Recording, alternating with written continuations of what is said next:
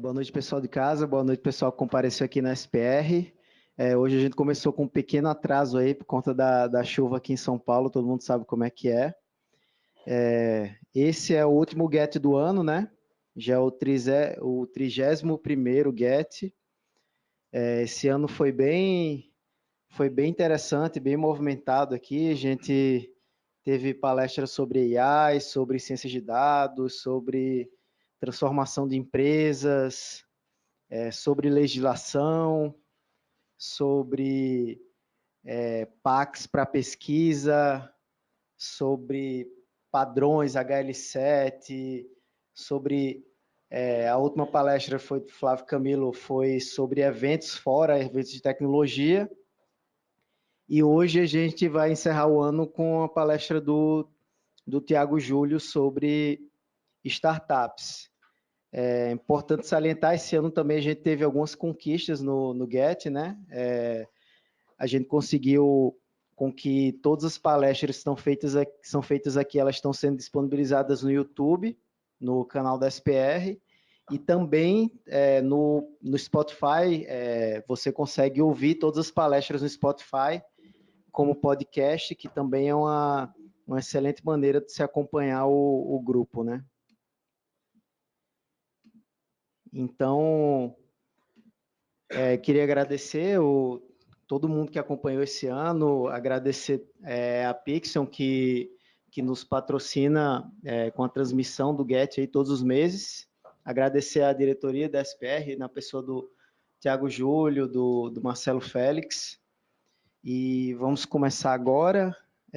No caso, o tema de hoje vai ser como acelerar a sua startup. A maioria aí já conhece o Tiago Júlio, ele é gerente de inovação aberta no DASA, curador do Cubo Health.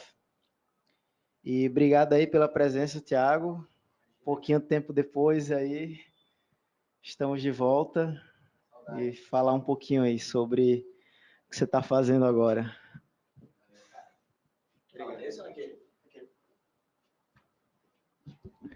Valeu, Igor. Boa noite aí, pessoal. Muito legal o fato da gente, essa conquista mesmo. Hoje eu estou lá na DASA, que é a empresa de medicina diagnóstica, a maioria do pessoal deve conhecer. E eu cuido da área de inovação aberta, de Open Innovation. E a minha principal ferramenta para fazer isso é uma plataforma de inovação chamada Cubo, que vocês devem conhecer, que é ao mesmo tempo um espaço físico, um coworking, onde tem lá mais de 120 startups, 18 das quais são de saúde, selecionadas ali junto com a gente. E ele também é uma plataforma, além de ser um espaço físico, ele também é um meio de acesso a startups, a metodologias que me permitem implementar coisas, testar coisas dentro da empresa.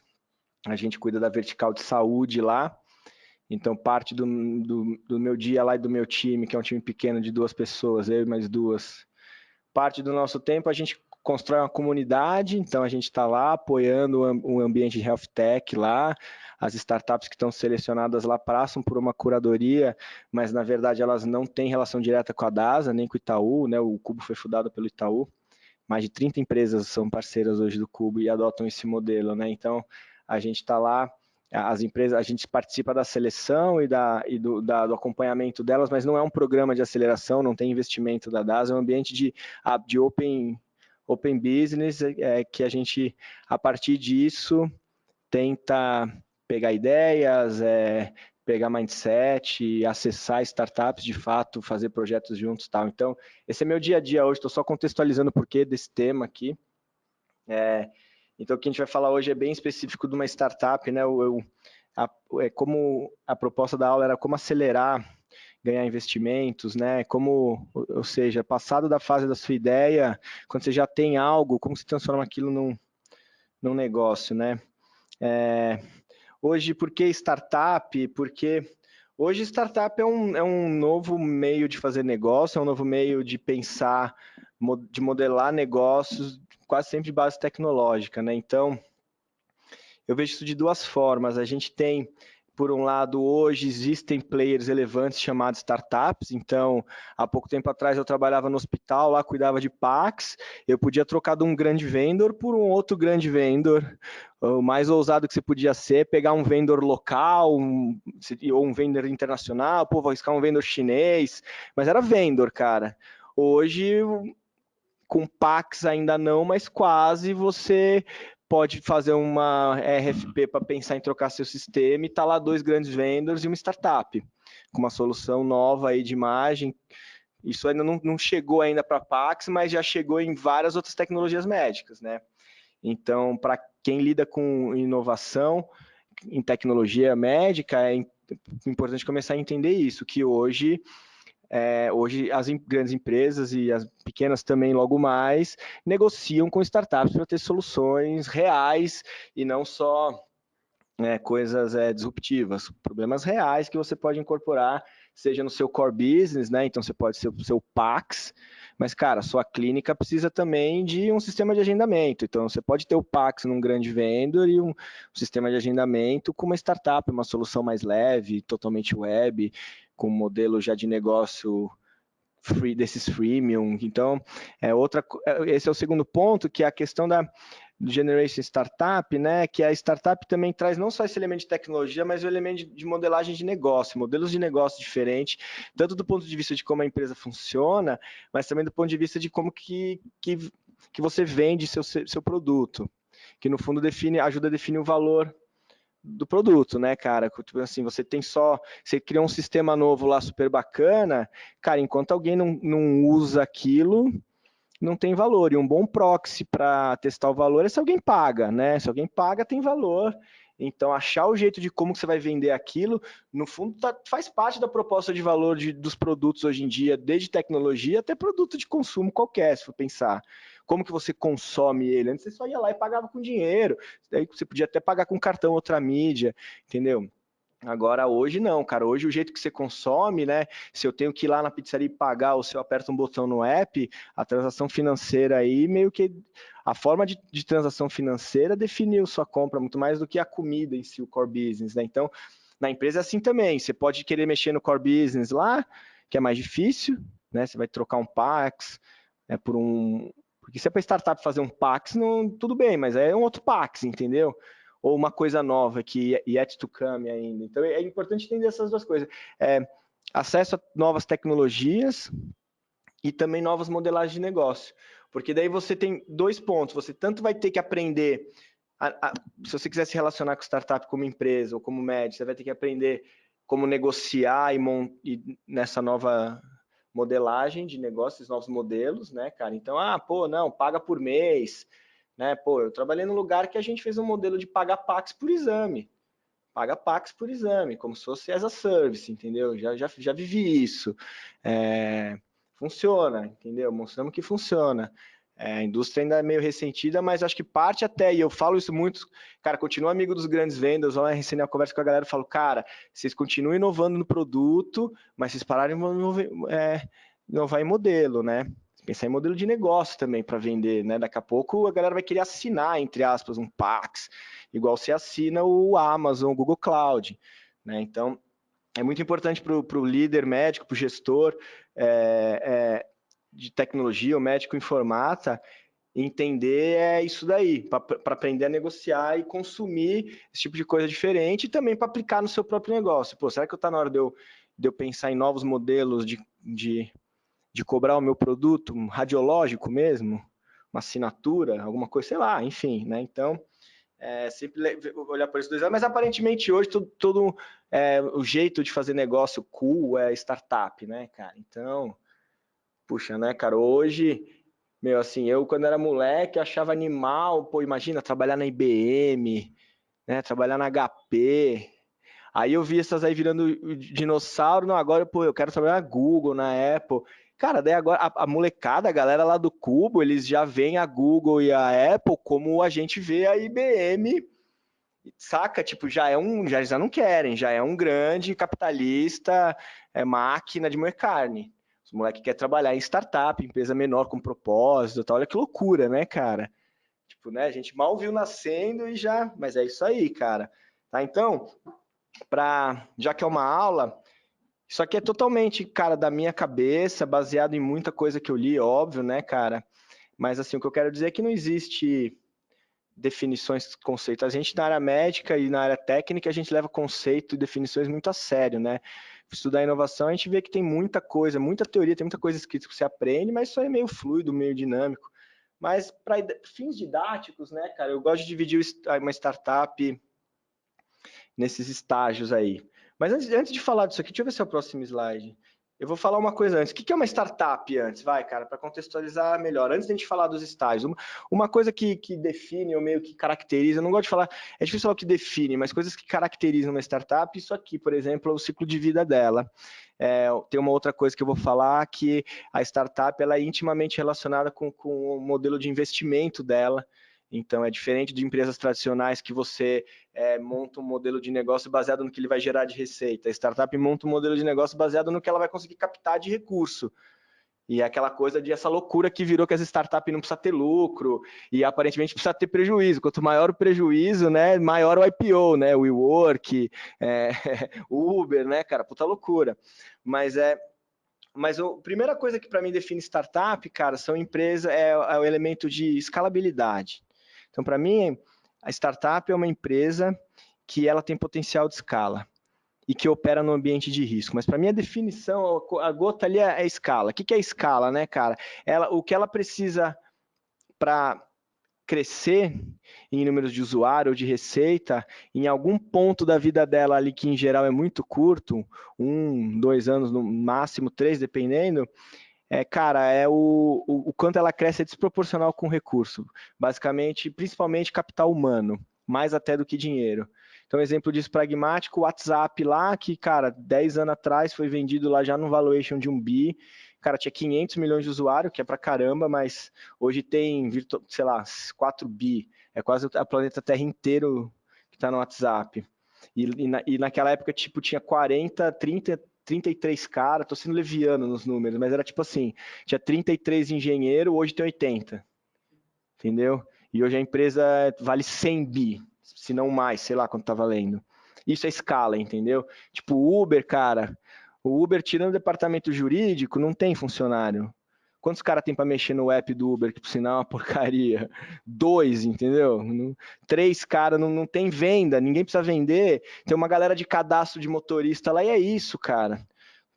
Pode entrar 10 mil motoristas num dia lá, não muda nada na Uber. Isso é escala. Então, startup para mim é esse tipo de negócio construído em alguma coisa que permite essa escalada absurda. O que quase sempre tem uma base tecnológica. A tecnologia, bits e bytes, permite essa escala. Então, em geral, essa startup tem um business montado em algum asset digital. E em geral, esse asset tem algum elemento também de plataforma, no sentido de não ser necessariamente só um software, mas ser uma plataforma e ter aqueles elementos que a gente conhece de plataforma, que é principalmente efeito de rede, demanda e consumo dentro da coisa, que você faz aquilo virar orgânico depois de um certo ponto, entendeu? Mas nem sempre. Resultados digitais, por exemplo, uma das maiores startups brasileiras, não é plataforma. Vocês podem falar que são plataforma, não, mas ali é um SaaS, cara. É um bom sistema que ajuda a galera e o cara paga por mês e tá aí uma startup, mas é base tecnológica, entendeu? Então, esse é o conceito clássico de startup para mim. E, em geral, uma característica, não diria nem que é uma definição, que ela navega em ambiente de risco. Então, risco é a palavra da vez, a primeira palavra quando pensa em startup, porque tudo é arriscado, né, cara? As hipóteses são absurdas, o volume de dinheiro é enorme, necessário para fazer o accomplishment em tão curto espaço de tempo. Então, a segunda palavra é velocidade. Para mim, hoje e quando faz inovação corporativa, de tentar pegar essa startup e jogar dentro da DASA, no meu caso, né? Para mim é sempre a velocidade, é o elemento, mais do que ganho de eficiência, de tempo, de dinheiro.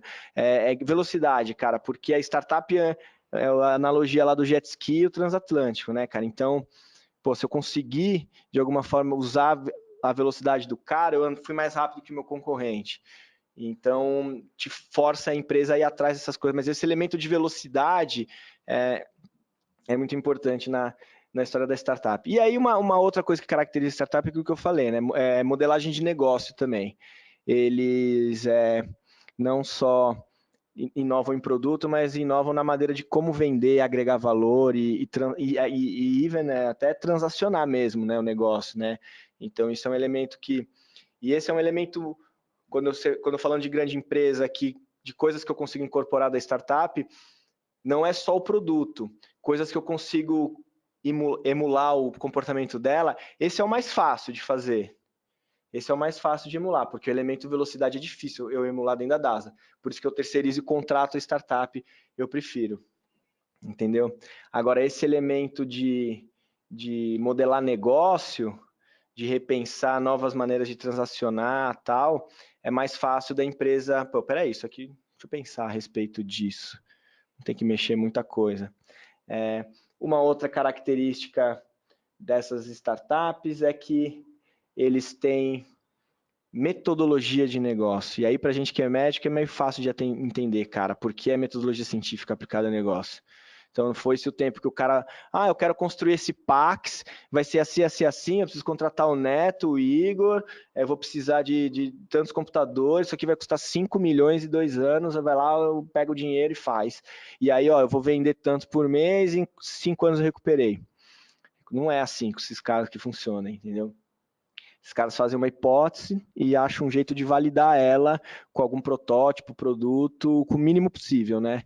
Então, o conceito aí de prototipagem, depois o conceito de produto viável mínimo, que daí é quando você já tenta embutir a modelagem de negócio também, até então, para mim, está só testando o protótipo. Então, agora, essa abordagem de pensar e pivotar, né, o que eu falei, então, pô, deu errado, cara, ó, eu tenho esse software aqui, pô, animal, acho que o departamento de radiologia vai comprar. O cara vai lá, faz o mínimo possível, né, a versão mínima do software lá, tenta vender, não consegue. Aí, puta, volta, e agora não, cara, então acho que a operadora vai comprar. Eu vou ajustar aqui, de vez eu fazer isso, eu vou dar um dashboard, a operadora compra.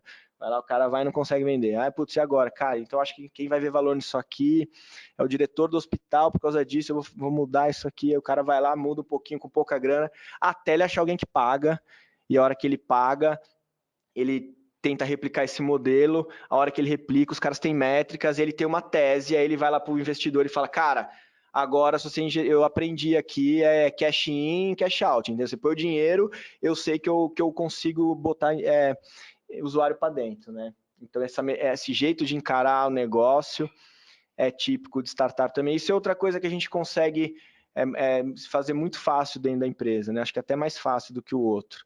Claro que não para a empresa inteira, mas em pequenos processos. Então, cara, deixa eu testar se...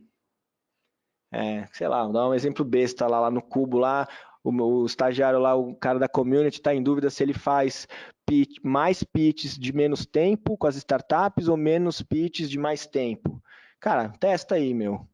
Faz na quarta de um jeito, na quinta de outro, repete aí 3 meses e depois faz uma pesquisa com a galera e o que for melhor a gente continua. Pronto, isso é fácil.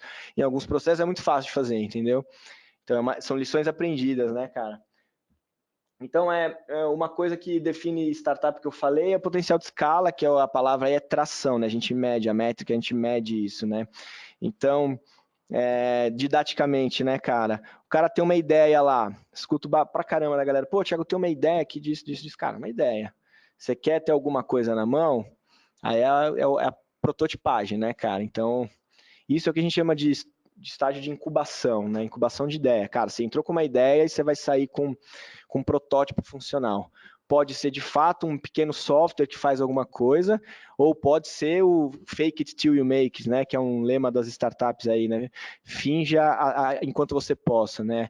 Você faz só um site fingindo lá, ou você faz uns print de tela, um PowerPoint fingindo que é um aplicativo, faz a tela bonita, mas sem funcionalidade nenhuma, e tenta vender aquilo, ver se a galera faz aquilo. Um caso clássico de prototipagem e de teste é o site de pré-launch que o cara, vou fazer aqui um relógio invisível, você quer entrar, vai custar $1.000, quer entrar na lista? Põe seu e-mail. Se o cara arrumar 100 mil pessoas que põem e-mail lá, o cara, pô, cara, alguém vai comprar isso aqui, entendeu? E o cara só fez um website, né? Um caso clássico. Então, dá ideia para ter alguma coisa funcional, eu chamo de incubação. e não necessariamente você precisa ir para uma incubadora, mas a entidade que em tese faz isso é a incubadora, né? Ou hoje tem alguns laboratórios de empresas que fazem isso, algumas venture builders que a gente chama, fazem isso, tá? Alguns, hoje em dia, algumas universidades, alguns laboratórios acadêmicos, ou às vezes incubadoras dentro de universidade faz isso, algumas escolas médicas estão flertando com isso. Isso mas o que, na maior parte dos casos, pelo menos aqui no Brasil, é self-incubation, cara. Hoje mesmo fiz um call com um cara de Salvador, uma ideia legal lá para uma aplicação de depressão. Bem legal a ideia dele, cara. O cara domina ali, ele já trabalhou com uma tecnologia boa aí para outros cases, falou, pô, queria fazer isso. Ah, legal, cara, eu quero fazer um protótipo, pô. Cara, eu falei, cara, sei lá, procura um professor de neuro aí no Salvador, vamos achar alguém. O cara não tem uma referência para ir achar um. Eu falei, você precisa de alguém, um parceiro. Esse cara é desenvolvedor. Eu falei, você precisa de algum parceiro, um neurologista, aí, psicólogo, alguém domain expert, né? Enfim, o cara não tem muito acesso. Eu falei, cara, ele você acha que tem incubadora? É isso, gostaria que tivesse mais. Não tem muito. Uma muito boa, e das poucas que tem, o Cietec aqui na USP, é bem legal. Tem bastante foco lá de biotecnologia, de bastante coisa de hardware e tal, mas tem pouca, né? Bom, aí você tem um protótipo, cara, né? É aquilo que o Lorenzo fala, né? Eu acho legal isso que ele fala, que é o inventor e o inovador, né? O MacGyver, né? Ele fala. Então, o inventor, aí você inventou o vídeo laudo lá, você inventou o seu... O que você fez uma vez lá? O joystick? Não, joystick você só vendia. Você inventou, não, o tio app lá, por exemplo, do raio-x, você inventou, e aí? Ótimo, MacGyver, você vai fazer o que com isso? Você vai fugir dos russos com isso, né? Então, pô, agora eu preciso achar um negócio aqui, você vai vender isso aí, você vai dar de graça na App Store, você vai licenciar para uma grande empresa produzir aquilo, você vai montar uma startup. Então, essa é a fase que é o fim da incubação, né? Porque isso é meio fluido, né? Até o começo da aceleração, que é o definir o negócio. Então, cara, você tem um produto, nem sei se é um produto, você tem uma invenção, né? Um protótipo. Para ser um produto, isso é aquilo que eu falei, alguém precisa pagar, para pagar alguém tem que ter um modelo de negócio, precisa de fato ter uma empresa, começa a ir atrás dessas burocracias, né? Cara, você tem que ter um CNPJ, você tem que ter um contrato, você tem que ter uma conta no banco, você vai, começa a... Então, e isso é muitas vezes. E médico nunca pensa nisso, cara. O cara tem as ideias e tal, aí o cara constrói, e aí, meu, o que você vai fazer? Não sei, me ajuda. Eu não sei, cara. Porque, né, não pensa nisso e depois, na hora que tem que tomar uma decisão, também não é capacitado. Pô, eu quero. Não quero vender. Tá bom, mas você sabe montar uma startup? Vou montar uma startup, tá bom. Você sabe ir pedir dinheiro para investidor? Você sabe como é que funciona? Não. Então vou montar um negócio. Tá, mas você também conhece disso? Então vai atrás de um sócio, enfim. Então, isso é a que eu chamo de aceleração até a hora que você tem o tal do MVP, que é o produto viável mínimo, que daí para mim é a mistura do protótipo, a funcionalidade, mais um modelinho econômico que prove que alguém paga por aquilo e que você de alguma forma não precisa nem provar nessa hora que você é profitable para startup, entendeu? Você não precisa provar isso. Você precisa provar que você tem recorrência e aí as principais métricas é o número de usuários ativos mensais, o número de usuários ativos diários, dependendo da plataforma, o churn, né, que é quantos caras saem da plataforma, você começa a entrar nessas métricas, que para startup no começo, em geral, é isso que funciona. O cara não está olhando muito para o seu fluxo de caixa, porque aquilo é irrelevante. Por quê? Porque se você provar que aquilo é escalável, ou seja, cara, eu provei que para cada, vou ser bem simplório, mas sei lá, eu provei que para cada R$1.000 de Facebook que eu gasto no Facebook de anúncio, isso pode ser para um business normal, cara, eu provei que para cada R$1.000 de anúncio no Facebook, eu tenho 100 ligações para o meu call center da minha clínica e dessas 100, 20% agenda no particular. Se você faz isso você faz um teste ali, isso funciona, cara, você liga essa máquina roda. E você só vai monitorando a hora que ela para de funcionar. Entendeu? Então essa fase você quer montar e validar uma máquina dessa, né? Que mostra concatena desde a proposta de valor do seu produto até de fato que o mercado enxergou aquilo. E aí é nesse momento, eu vou mostrar no outro slide, que a startup está pronta para escalar, e aí é onde define a vida dela aí, porque ela tem que de fato escalar, e aí é, em geral onde ela vai atrás de investimento e tal, e ela dá aquela rampada. Esse gráfico aqui é melhor. Então, né, cara, se a gente tem então, incubação até o... E aí o que marca isso é o go-to-market, né? A hora que o cara vai de fato para o mercado, não com protótipo, com parceiro. Aqueles primeiros clientes em geral são parceiros, tá? A hora que não, beleza, agora eu vou vender isso aqui, cara. Tô na rua aí, entendeu? Então, se a gente pegar aqui essa curva azul, ela é mais ou menos a curva natural de uma startup. Então, no começo a chance dela morrer é enorme, que é o que a gente chama aqui de vale da morte, aqui onde algumas estatísticas falam 90, algumas falam 99, morrem aqui por falta de dinheiro ou por falta de planejamento, o cara não planeja isso aqui, entendeu?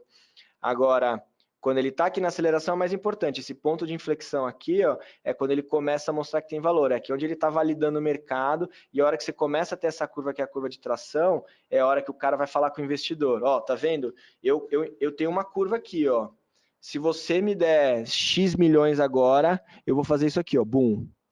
E aí, na verdade, o que o investidor de série A está comprando, que é esse investidor, ou do seed, que é os investidores iniciais na startup, ele está comprando a velocidade do seu crescimento, entendeu? Então, assim, cara, se na sua projeção você vai crescer isso em 2 anos, se eu botar 5 milhões, vamos crescer isso em 8 meses, porque daí o seu valuation vai triplicar, e aí eu vou falar um pouco disso. O que é importante é entender, cara, e isso é a minha visão depois de um tempo na área aí, não é nada definido, muito menos validado cientificamente, nem tem como, mas é que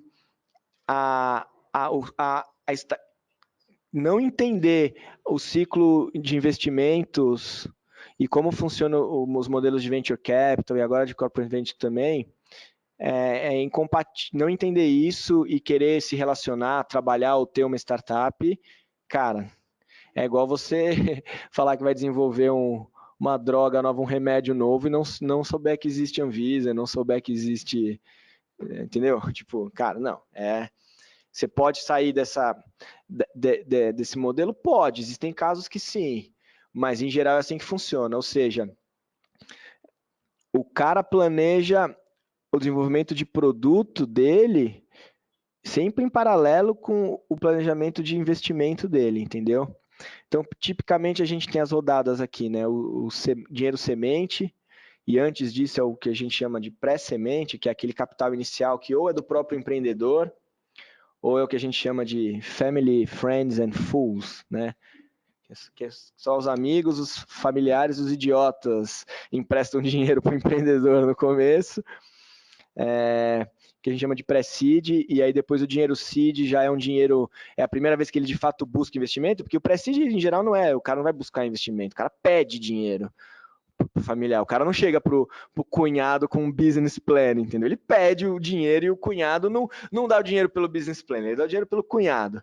Primeira vez que o cara vai pedir o dinheiro ali, um seed, e às vezes é até meio informal, em geral um investidor anjo, é muito comum ter médico anjo, né? O médico é um cara que tem rendimento, tem liquidez e tem bastante médico querendo investir em startup. Eu mesmo já investi em algumas, mais até com o intuito de aprender do que de fato de virar investidor, até porque não tinha dinheiro para isso, continuo não tendo. Mas aprendi muito, cara.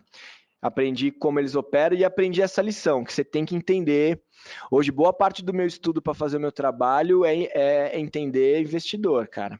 VC, como que eles operam, como que é a lógica deles, e o investidor corporativo, qual é a diferença do venture capitalist para o investidor corporate, qual é o private equity, entendeu? Porque isso aqui se repete, né? Então, o investidor de série A, que é o primeiro investidor profissional, é aquele cara que está comprando a tração. Ele é o cara que já viu a curva de tração, então esse cara não vai investir em ideia, PowerPoint, ele quer já um produtinho, e o que ele quer é pegar você no começo da curva e te largar aqui em cima.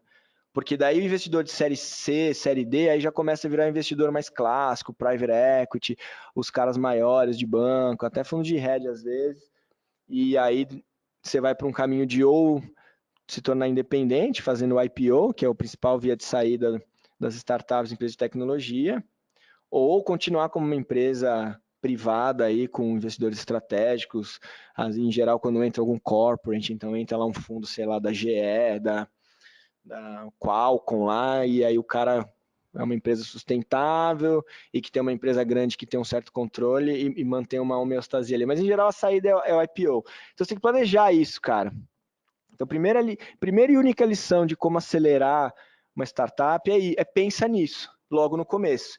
E isso é uma coisa que você faz aqui na aceleração, entendeu? É uma coisa que a gente faz na aceleração, porque se você não planeja aqui, quando você vai pedir dinheiro, você está pedindo dinheiro errado, está pedindo dinheiro tarde demais.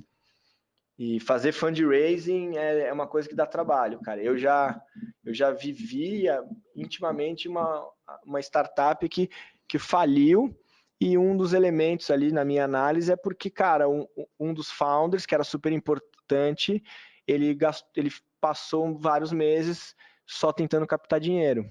Então o cara, mano, quando ele estava quase conseguindo captar a grana, a empresa não aguentou ficar sem ele porque o outro cara tinha que fazer tudo sozinho, enfim, entendeu? Acontece, cara. Então planejar isso direitinho é importante, né? Então, pô, tinha um slide aqui, cara. Desculpa, é a segunda vez que eu dou essa aula. Ó, então vamos lá. Em geral, cara, então a lição ficou clara, né? Planejar, conhecer isso aqui e planejar. Então vamos lá. Em geral, o dinheiro do pré-seed e do seed lá financia o protótipo, entendeu? Em via de regra, tá? Isso aqui é didática, só para entender. Então, assim, cara, pô, lá, tô com a ideia brilhante aqui do AI no iPhone para X-Ray. Pô, Tiagão, me empresta aí R$1.000 aí para eu pagar lá o desenvolvedor para fazer isso aqui para mim, cara. Pô, vai ser legal, pô, não sei, entendeu? Ah, tá bom. Entendeu? Geralmente é para isso, é para você quer financiar alguma versão. Aí, quando o negócio já não é brincadeira, pô, o cara mostrou o app lá, isso aqui é legal, acho que isso aqui vira um produto, tal. Então, você está se preparando de lançar isso, em geral, é aí o tal do capital semente. Um anjo, fundo de anjos, ou hoje em dia tem até fundos de venture capital que trabalham com teses de seed, né? Alguns fundos legais, aí tem a Canary, tem tem alguns aqui no Brasil, recentemente até a Redpoint fez, que é nosso parceiro lá no Cubo, fez investimento seed também. Tá, então, cara, foi para o mercado, começou a provar tração, escala, aí em geral é onde vai para o Venture Capital profissional, é a famosa série A, e isso geralmente financia a primeira onda de expansão, que em geral é a aquisição de cliente, aquilo que eu falei, cara, não precisa nem fazer pagar, se pagar melhor, mas precisa botar gente para dentro da plataforma. Isso aquilo lá. Eu provei lá que sei lá, que para cada 1.000 e-mails que a gente mandasse para pneumologistas lá, com o link do app lá do Magic X-Ray iPhone AI, metade deles compravam o nosso app lá por $10. Aí eu pego e falo, bom, beleza, tem 10 mil pneumologistas no Brasil, então se eu botar mais tanto, eu pego esses 10 mil e depois eu vou vender para os cardio que são mais tanto, então você faz uma conta. E aí você vai para o investidor e fala literalmente isso. Fala, cara, ó, hoje eu sou pequenininho, mas olha aqui meu segredo, cara. Eu tenho uma alavanca aqui que a hora que eu virar, eu vou crescer 30 vezes em 6 meses. Você quer entrar? Você me paga? É isso, cara. O papo é esse. E o investidor de série A, tipicamente um venture capital, que é um fundo privado que aposta em risco. Então, esses caras, em geral, têm uma estratégia que eles têm um portfólio grande, o cara aposta em 20, 30, 40, tem fundo que aposta em 80 startups, para acertar em uma, duas, que vai pagar o retorno. E esses caras trabalham com retorno de 20, 30 vezes, não é 20, 30% no ano, né? Não é 200%, é 20, 30 vezes o múltiplo, né? Então ele precisa acertar uma, então a maioria dilui, né? Estratégia de diluição de portfólio, ele investe em várias, mas em geral é isso, porque o que ele está comprando é essa sua velocidade de crescimento. E se ele acerta uma, cara, ele multiplica o capital dele por 20, 30, e ele geralmente tem uma opção para fazer a próxima rodada, que é a série B, que em geral, como eu coloquei aqui, é uma segunda onda de expansão.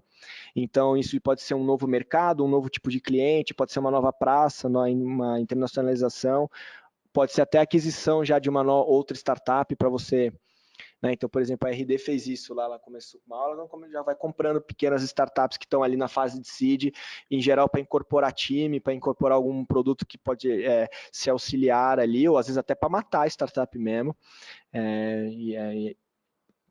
E aí depois já a série C e D já é aquela fase lá de growth, né, cara? Que aqui é onde a empresa vira uma empresa, né, cara? Então aqui o cara começa ter que contratar diretor de RH, o cara começa a ter que pagar plano de saúde para todo mundo, o CEO lá já nem lembra o que a empresa faz mais, cara, porque a preocupação do cara é montar departamento de qualidade, legal, compliance, auditoria, né? E o cara virou gente grande, né, digamos. E aí tem esses fundos aí, alguns VCs que fazem série C e D, e alguns fundos de outros tipos também, cara. Então é importante entender isso. Claro que, de novo, isso varia, depende muito da tese do modelo e do produto da startup, mas é só para dar algum conceito, né? Então, como eu disse, planejamento de série, né, cara? Tem esse conceito aí de runway, que é a pista de decolagem, né, meu?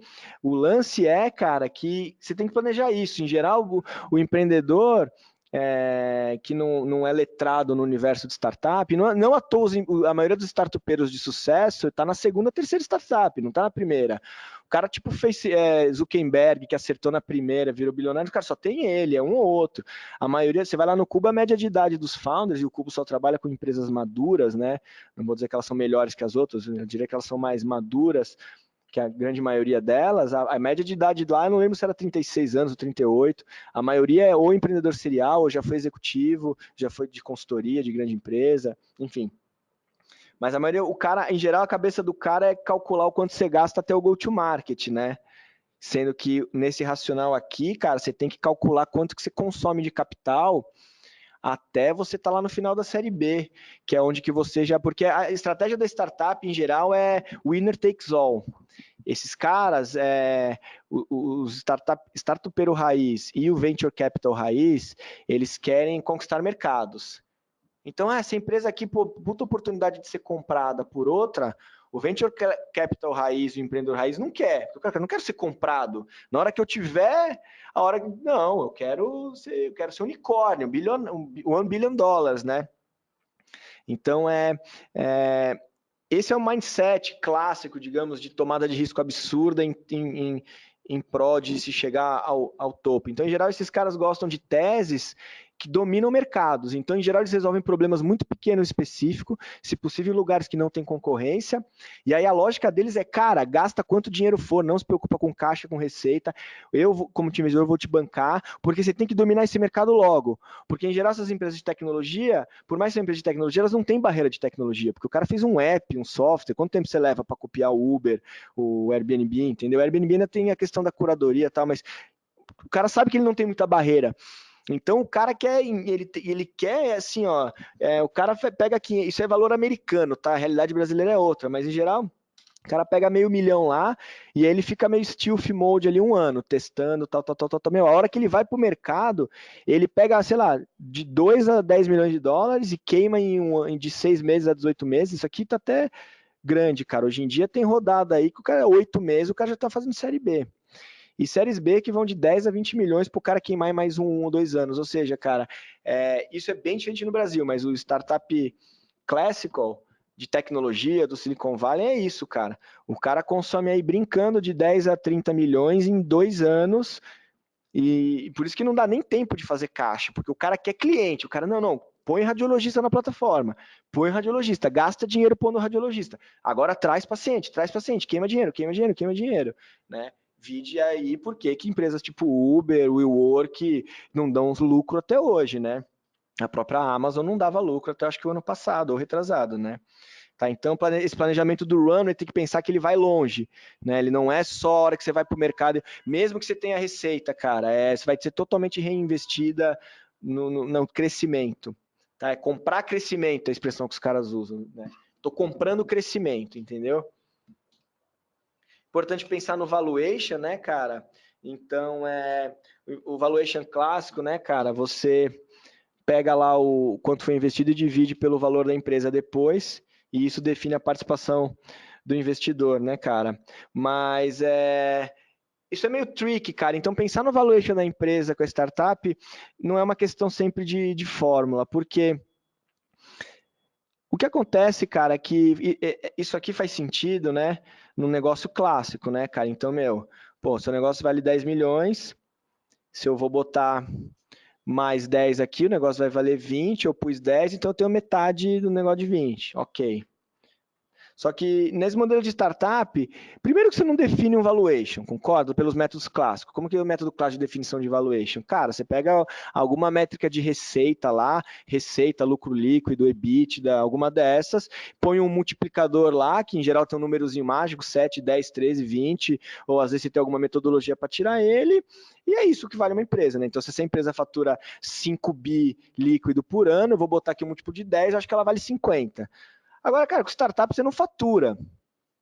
Então, como é que você faz essa conta? Então, os caras começaram a fazer modelagem de valuation futuro, cara, que para mim é bullshit, meu. Para mim, valuation de startup é uma negociação. Valuation de startup é quanto o cara está disposto a pagar. E isso é uma mistura do quanto você convence o cara que você tem algo real e quanto que você mitiga do risco do cara de comprar aquele seu crescimento que é outrageous, que é ludicrous, entendeu? Que você fala, cara, isso aqui é quase irreal.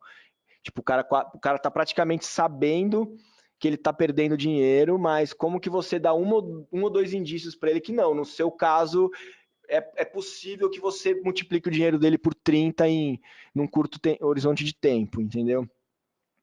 Esse é o primeiro elemento. Então, ou seja, eu acho que valuation é uma negociação difícil ficar modelando isso, quando você não tem ainda muito receita e você não está nem muito certo do seu modelo de negócio.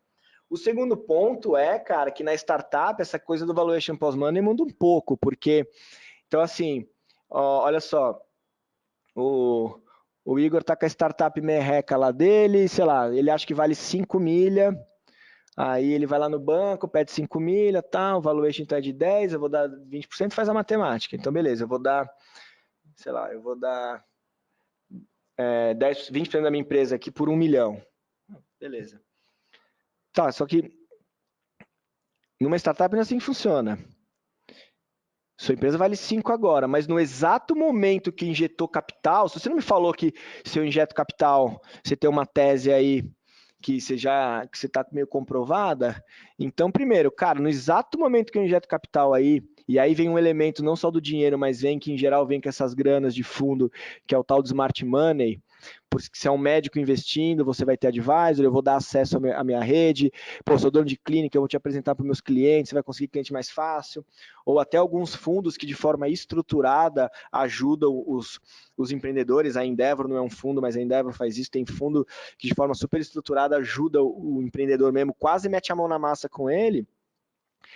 Cara, no exato momento, tudo bem que você calculou seu valuation para 5, mas cara, agora que eu entrei nesse jogo e com o que você me mostrou, eu, investidor aqui, eu já estou falando que esse negócio aqui vale 30. Porque a gente vai fazer isso. Você entendeu? Porque como a gente está trabalhando com risco, a hora que eu. Esse vale 5. A hora que eu dei a mão para dar mais 5, o meu voto de confiança nisso já diminuiu o risco do investidor futuro. Então, aquilo, você já realizou parte do seu crescimento. Deu para entender? É meio tricky isso, cara. Então tem que tomar cuidado com isso. Porque de forma que voltando, é sempre uma negociação, cara. É mais fácil você ver quanto que você está disposto a dar da tua empresa, quanto que você realmente precisa de grana, e aí você calcula o tal do valuation. É isso, cara. Então, eu só quero vender 10%, porque o que é importante, pensar, eu vou falar para frente que é a diluição, é que você, cara, no modelagem de startup, volta aqui um pouco antes. Modelagem de startup, se você vai percorrer tudo isso aqui, cara, você tem que garantir que chega aqui no IPO ou antes dele, você esteja no jogo ainda, cara. Se você sai dando 20% para o anjo, 20% para a aceleradora, aí entra o fundo aqui mais 20%, aí beleza, chegou aqui, você tem 10%. Aí você vai virar e vai falar, beleza, agora eu sou um investidor, você aí que tem 20%, por favor, toca a empresa, porque eu tô fora. Então, cara, pensar no cap table que a gente fala, isso é tão importante e é quase a mesma coisa do que pensar nos funding rounds, entra em paralelo, ou seja, você desenha o quanto que você vai precisar de dinheiro e qual o horizonte de tempo disso, e aí em paralelo você vem aqui e fala, cara, quanto que eu vou me diluir disso, né? Quanto que eu vou para eu chegar lá no fundo? Cara, cap table saudável de startup, empresa de tecnologia típica é você chegar no final com entre 12, alguns falam 14 e 18, 20 no máximo. Então, olha só, cara. Se tudo der certo com a sua startup, né, Você vai chegar lá na frente, você vai ter só 14%. O Zuckerberg, em termos nominais, ele tem muito pouca ação do Facebook. Mas é que ele fez uma maracutaia, não é maracutaia, vou me retratar aqui. Ele fez um modelo de governança lá que foi aceito pelos acionistas, em que ele, independente do número de ações, ele controlava a empresa. Então, só as ações dele que manda, pode ter, sei lá, ele pode ter uma ação, ele vai continuar mandando, sei lá, estou sendo leviano aqui, tá? Então, aqui, cara, só tamanhos de cheque, mais ou menos, só voltando aqui, esqueci de falar isso, que eu falei no Brasil é diferente, mas é mais ou menos o valor de lá aqui em real, então você não pode converter, entendeu? Então, se no Brasil a gente fala, se lá nos Estados Unidos uma série A é 5 milhas de dólares, aqui é 5 milhas de reais. Mas, gente, isso varia muito e eu até tirei esse slide da aula na segunda versão que eu fiz, que aliás eu deveria ter subido ela, né? Mas tudo bem, não tinha muita diferença. Tá, então voltando aqui pro cap, né, meu? Então vou dar um zoom aqui, né, cara? Começa sozinho, aí entra o co-founder, né? Esse camarada que eu falei lá de Salvador, o cara tá aqui. Eu falei, meu, você precisa ter um parceiro neurologista, o cara já vai ficar 50-50. Pô, e agora? Eu preciso fazer o protótipo, ele vai ligar lá pra família dele. Se chega aqui, ele já divide em 3, já ferrou, entendeu? Esse cara já tem que chegar aqui pro isso e falar, não, você vai ter 5, entendeu? E você vai diluindo lá para lá na frente você ter. Então, cara, você tem que ir pensando nisso. Você vai ter que separar um pool de stock options que a gente fala, né? Porque a startup lembra que você não tem dinheiro. E você tá afim para você entregar coisas boas e rápidas, você precisa das melhores pessoas. Para isso, você precisa atraí-las. Como você atrai sem dinheiro, você paga em ação. Então, no fundo, você faz a tese do investidor reverso. O teu funcionário, teus primeiros funcionários chaves ali, eles são praticamente investidores da empresa, porque o cara, às vezes dá para pagar um salário que até mantém o cara ali, mas não é um salário competitivo de mercado, entendeu? Tipo, se uma startup quiser levar o Thiago hoje, cara, não consegue pagar um radiologista, um executivo de empresa, não consegue. Mas o cara pode falar, mano, eu pago, sei lá, 1/4 do que você ganha, mas você vai ter 2% da empresa, entendeu? Você vai ter. Se você ficar comigo até o final. Isso no começo e depois a empresa usa isso também como para reter o cara, né? Porque daí uma vez que o cara entra, todo mundo quer tirar. Então, se para manter o cara lá, o tal do veste, meu, você só vai ganhar suas ações depois de 5 anos. Você não vai poder ir embora. Preciso de você aqui, Neto, entendeu? Então, até para a questão de atração de talento e manutenção de time, você vai precisar disso, né? Por quê, cara? Então vem o anjo aqui, porque a hora que entra o Venture Capital,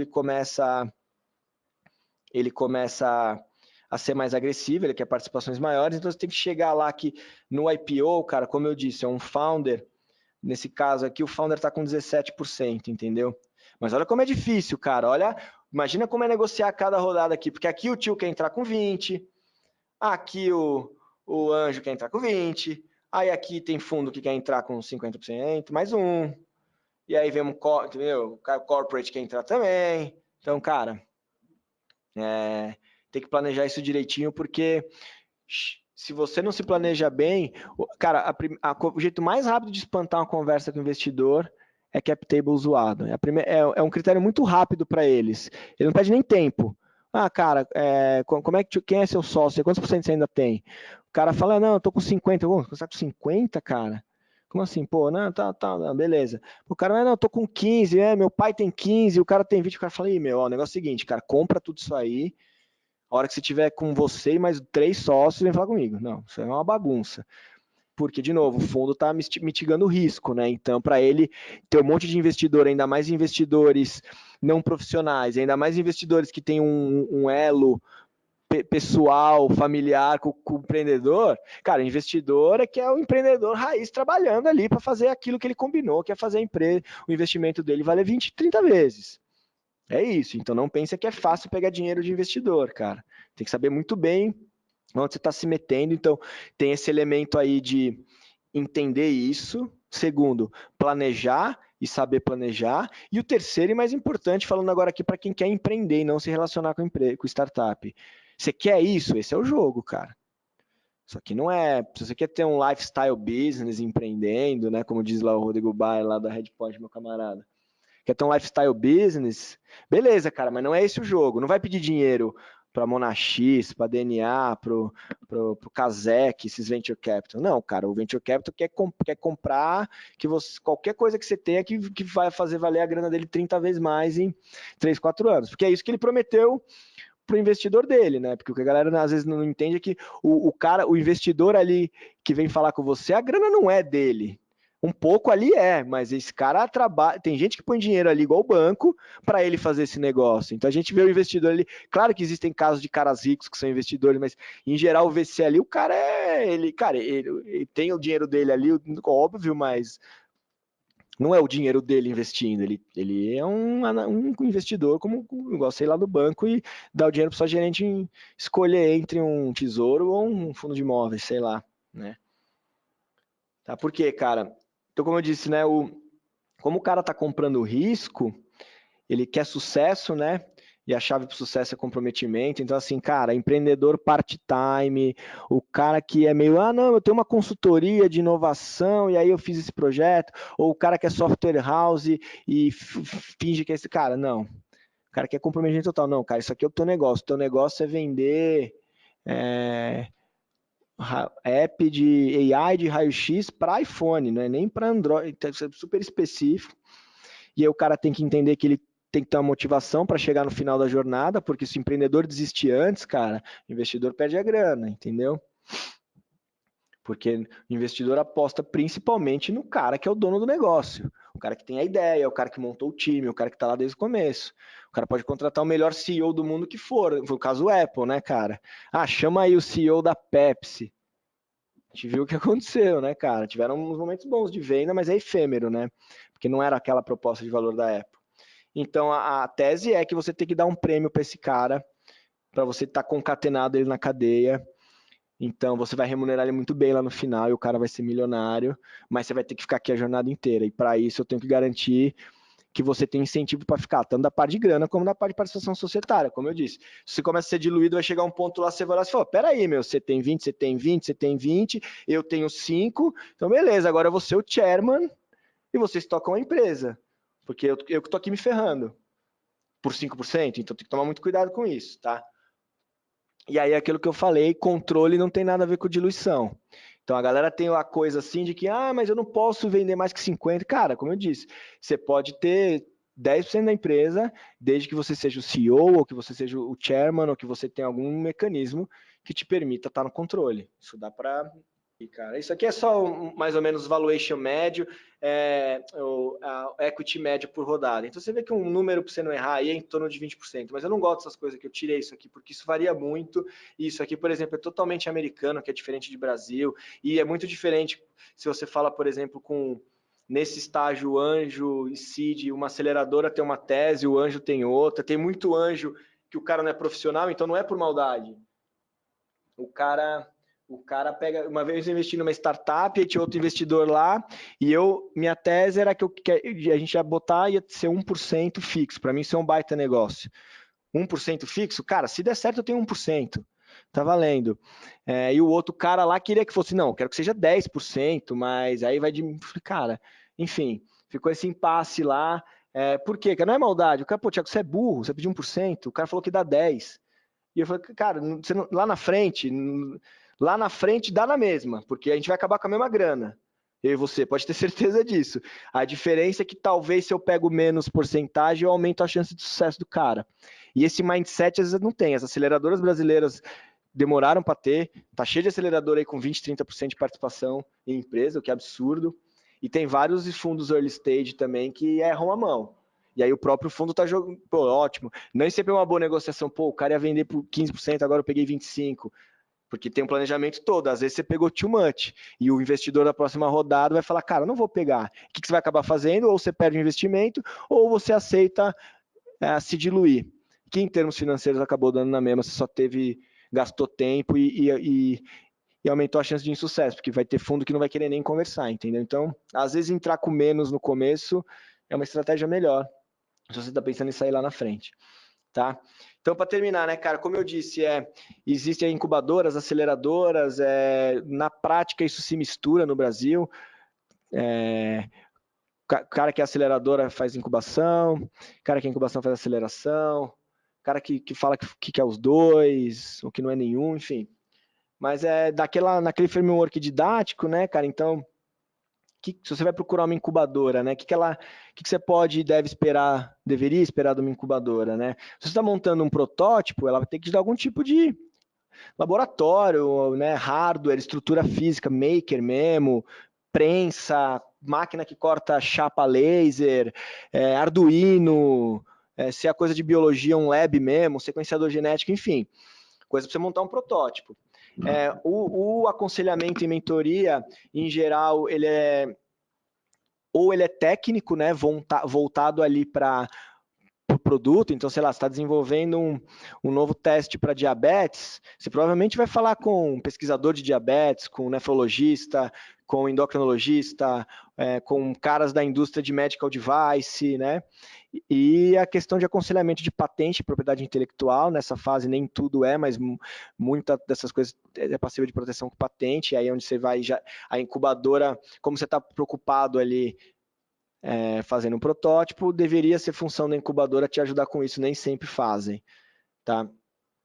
E, em geral, o investimento nessa fase ou é próprio, ou é de amigo, ou é muito comum, acesso a edital público, verba de pesquisa, de fomento de inovação, então tem o PIP da FAPESP, Embrapi, alguns editais aí, às vezes alguns editais de empresa privada que lançam alguns desafios em geral, esse acesso. Dificilmente a incubadora dá dinheiro, ela mais te ajuda a navegar, e algumas incubadoras dão até o auxílio de como aplicar para esses editais, que às vezes é bem burocrático e bem chato, eles ajudam a entender quando o empreendedor não é da área, quando é um cara que não é da área acadêmica, não está acostumado. Já numa aceleradora, que é o mais fácil, o mais clássico da gente pensar, se você está desenvolvendo ali produto e modelo de negócio, né, cara, então você espera ser capacitado nisso. Então é aqui que você começa a aprender lá, que eu falo que é o Startup Playbook, né? The Lean Startup, Startup Generation, Business Model Generation, Design Thinking, Canvas, metodologia ágil, métricas, KPIs, OKRs, Moonshots, banho de loja de como fazer negócio 2.0, 4.0, sei lá, já é 5. Esses dias eu vi aí o Japão lá, Sociedade 5.0. Falei, pô, os caras já versionaram de novo, cara. A gente nem aproveitou a 4 ainda, tá bom. Né? Então, eles te ensinam muito ferramentas de validar negócio, de montar negócio, né? De pivotar. As mentorias aqui já são focadas mais para negócio, muito desenvolvimento de produto, muito coisa de design, de usabilidade, de product market fit, que a gente fala, né? Que é a hora que você junta o cliente com o produto. Planejamento de rodada de investimento, que eu acho que elas fazem muito pouco, e quando fazem, às vezes fazem mal, e às vezes não fazem e ainda ferram a rodada ao ser agressivo nos seus investimentos, tá? Mas deveria ser talvez uma das principais funções da aceleradora, porque aqui é onde não dá para passar daqui sem resolver isso, cara. Porque depois você não vai ter tempo para resolver, então se você não se começar a se planejar aqui, a hora que você começar a tomar portada na cara de fundo de investidor, já era, cara. Você não tem duas conversas. Você tem duas conversas se o cara gosta de você. Senão, o cara te corre, é difícil. Tá? Aqui na questão do funding, algumas aceleradoras têm investimento próprio. Em geral, são cheques muito pequenos, cara. 100, 200, 300 mil. E, às vezes, por um volume grande de participação, tem que tomar muito cuidado com isso. Mas, hoje, poucas aceleradoras estão fazendo isso, só as que estão atreladas a algum tipo de edital, verba, ou a grandes corporações, né? Então, na verdade, o modelo de aceleradora como entidade isolada e privada, ele praticamente não foi validado. A gente vê poucas aceleradoras hoje de verdade. Teve um monte há pouco tempo atrás, as aceleradoras ou viraram simplesmente coworkings, né? Tipo WeWork, o cara é real estate, ou o cara virou consultoria de inovação, e ele vende para grande empresa, então ele faz o trabalho que eu faço, tipo, na DASA, ele vende para a empresa. A DASA poderia, ao invés de ter uma área interna, ir lá e contratar. Muita empresa faz isso. Tem algumas aí que fazem ACE, Distrito, Darwin, né? A Darwin é diferente, a Darwin é um pouco diferente, mas então essas aceleradoras, aparentemente as que sobreviveram é porque tem grandes empresas bancando, ou é a aceleradora de uma própria grande empresa, como por exemplo aí a gente falou da Eretz lá do Einstein, né? Então ali é uma aceleradora que é bem diferente do modelo do Cubo. No Cubo ficou claro agora que o Cubo não é aceleradora, porque quando a startup entrar lá, eu não tenho comprometimento, eu digo assim, né? Na incubadora, o comprometimento da instituição é com o empreendedor, é com a pessoa. Na aceleradora, o comprometimento é com uma empresa, uma pequena empresa. Então, antes eu me relacionava com o neto que quer desenvolver um produto. Pô, agora é um produto, né? Tem uma empresa. Então, eu como aceleradora, eu tenho um relacionamento com uma outra empresa, né? E a gente lá no Cubo, que é mais um hub, né? Eu definiria, o meu compromisso é com o ecossistema. Então, é com a startup, é com as outras grandes empresas de saúde, é com o paciente, com o médico, né? Então, são níveis diferentes, não é estágios, né? Diferente. Então, o que a aceleradora faz hoje em dia, dificilmente ela põe dinheiro, a não ser quando tem uma empresa ali, mas ela dá acesso a fundos, dá acesso a investidores anjo, né? Quem é investidor anjo, quem é de fundo, vive frequentando aceleradoras e hubs como o Cubo atrás de negócios, óbvio, né? E uma coisa legal que a aceleradora, isso eles costumam fazer bem, é dar o acesso aos primeiros investidores, como eu disse, mas principalmente aos primeiros clientes, aqueles parceiros, né? O cara que vai ser o louco de deixar rodar o teu produto lá na clínica dele para testar, entendeu? Isso, em geral, as aceleradoras, através de redes de mentores, de eventos, eles conseguem ajudar. A gente lá no Cubo, por exemplo, a gente foca mais na segunda leva, que é os clientes reais, que a gente fala. Então, o cara chega lá com esses clientes, a startup vem lá fazer o pitch para mim, quantos clientes você tem? Não, eu tenho 7 clientes, são 7 clínicas, tá, mas essas clínicas é do mesmo dono? É, do mesmo dono. O dono é seu tio. É meu irmão, entendeu? Tipo, você quebra, né? Não, cara, tá bom. Eu quero um cliente de verdade, pode ser até pequeno, mas um cara que você pegou lá na JPR, tava lá na Vila da Inovação, lá, que inclusive o Igor aqui ajuda a gente a fazer um reconhecimento para ele aqui. O cara tá lá no pitch da Vila da Inovação, passa lá o dono da clínica, pô, eu quero comprar isso aí, vai lá e topa fazer um projeto, um piloto com o cara. É isso que eu quero ouvir para a startup entrar no Cubo. Não precisa ter um monte de cliente, mas é diferente daquele primeiro cliente que é o parceiro, que é o cara meio quase um investidor ali, né? Que o cara se arriscou. Não, cara, eu quero ver 2, 3 caras que pagaram isso, que você ligou lá e vendeu, que você mandou um vendedor, enfim.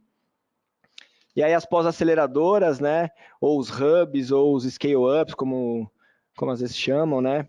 Que é o que eu falei. Então é aquilo que eu estava falando. Lá a gente dá acesso ao mercado, né? Então a startup entra lá no Cubo, uma das principais coisas que ela quer, além de estar lá no espaço, de se aproximar com a DASA e tal, o que ela quer é cliente, porque ela sabe que vai gente lá toda hora, vai gente de clínica, vai gente de hospital, vai gente de operadora visitar o Cubo e ela quer ter acesso a esses caras para tentar vender.